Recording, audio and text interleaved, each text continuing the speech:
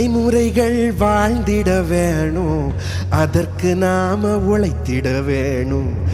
STPI கட்சியால் தானே எதையும் இங்கே சாதிக்க முடியும். ஒன்றாய் சேர்ந்தால் மலையும் கடலும் மலைத்து நின்ற நம்மை பார்க்கும்.